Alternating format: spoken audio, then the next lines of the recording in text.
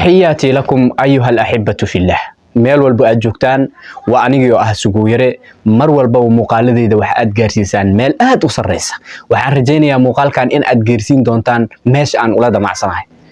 waxaan ka hadli doonaa maanta ama barnaamijkeena waxa uu daaran yahay hadii oo Rabbi raali ka noqdo calamadan halkan yaala. calamadan midna waxa ku qoran Somaliland, midna waxa ku qoran Khaatumo State, midna waxa ku qoran Galmudug, midka kale aad arkaysaan waxa ku qoran Jareer Weyne ama Jareer saa u taqaanaan ama Jareer Weyne waxa ku qornaato calamada kale aad haysatiin ama aad aragteen ama kuwa kale aad arki doontaan ama Jareer Weyne ha ku qornaato ama Jareer ha ku qornaado. waxaan u baahanahay inaan fahmo siyaasadda ka dambaysa calankan in lagu qoro Jareer Weyne iyo siyaasadda ka dambaysa calamadan in lagu qoro magacyo kale. tusaale ayaan rabaa inaan soo gudbiyo. tusaalahaas oo ah calankan Somaliland la yiraahdo waxaa lagu tiriyaa hal beel oo kaliya taa oo la yiraahdo beesha reer Shii Isaaq ama habar jeclaha ama habar cina ama habar kala ama qolo kala aadaan ama qabiil kala aadaan, laakiin waxa la yiraahdaa calanka Isaaqa. laakiin Isaaq kuma qorna, Isaaq State kuma qorna, ama Isaaq Weyne ama Isaaq Yara kuma qorna. tusaale calankan kale waxaa ku qoran Khaatumo State. waa maamul aqoonsan yahay oo jira, laakiin yaa lagu yaqaanaa hal qolo lagu yaqaanaa waa Dhulbahante ama D5 ama Daaroodka unbaa wax loo raadiyaa. waa beela iskale Jareer shaqo kuma lahan. sidoo kale calamadan kale ama Puntland ha ahaado dad gooniya lagu yaqaanaa jiro. calamada kale maxaa ahay Jubaland dad lagu yaqaanaa jiraan, inkastoo Power Sharing ay xogaa soo gasho koonfurta Soomaaliya.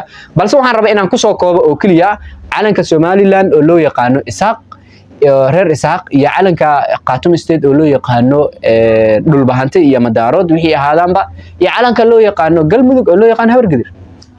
maxaa ku qoran Habargadir? ma ku qoran calanka Galmudug? maya, Galmudug ku qoran. calanka Somaliland ma Isaaqa ku qoran? maya, waxa ku qoran Somaliland ku qoran, laakiin beel gooniya loo yaqaana.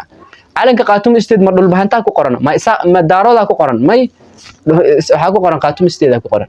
Jareer haddii aad siyaasad doonayso inaad wax ku samayso, calankaaga maxaa ku qoray Jareer? siyaasadda waxa la yiraahdaa laab la kacay, siyaasad laab la kacay macnaha calanka Jareer la yiraahdo. Jareer haddii la yiraahdo waa astaamo.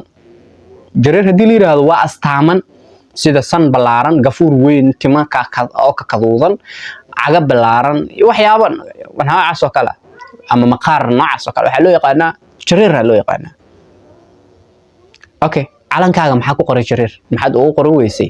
nidaam kale maxaad ugu qoran weysay? ama wax ku hel ama wax ku waa. mideeda kale siyaasadda Jareer waxa Soomaalidu waxay tiraahdaa Jareer waa aqli 6 saac.